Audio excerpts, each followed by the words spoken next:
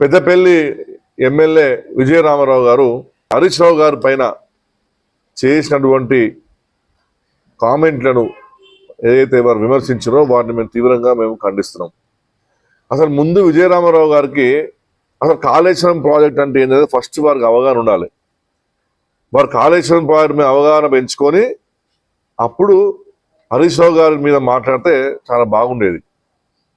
వారు కాళేశ్వరం ప్రాజెక్ట్ అంటే ఏమనుకున్నారంటే వారు ఇంట్లో ఒక బోర్ వేసుకొని నీళ్లు పైకి పంపించాలనుకుంటారు వాడటానికి.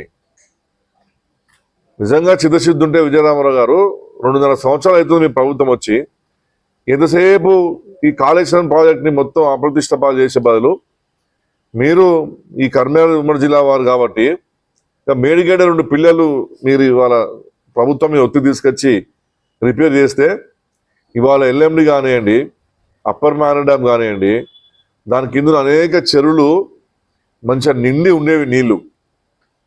మీకు ఇప్పుడు ప్రజలు జవాబు మీకు చెప్తారు. ప్రజలు ఇవాళ నీటి సమస్య ఎంత ఘోరంగా ఉన్నదో అన్న విషయము మీకు ఇప్పుడు అర్థమైపోయింది.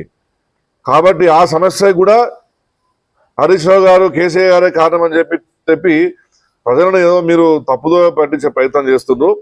ప్రజలకు మొత్తం అర్థమైపోయింది. ఇవాళ మేడిగడ్డను రిపేర్ చేయకపోవడంలో అర్థం ఏముందనేది ప్రజలు గమనించిండ్రు.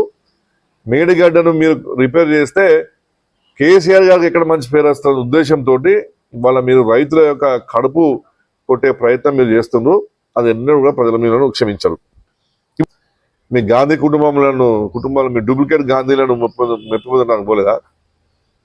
72 సార్లు పోయి 72 రూపాయలు పట్టుకొచ్చిండా? భారతీయ జనతా పార్టీ తోటి దోస్తానా అంటాడు, అన్న అంటాడు, తమ్ముడు అంటాడు. మొన్న బహిరంగంగానే కూడా మొన్న మోడీ నాతో కలువు నీకు నిధులు ఇస్తా అన్నాడు. మరి ఇవాళేమో పొద్దున్నైతే మేము అన్నిటికీ కూడా సుప్రీంకోర్టు పోతామంటారు. కాబట్టి ఈ పిచ్చి చేష్టలు మీరు దయచేసి మీరు మానుకోండి విజయరామారావు గారు అని చెప్తున్నాడు.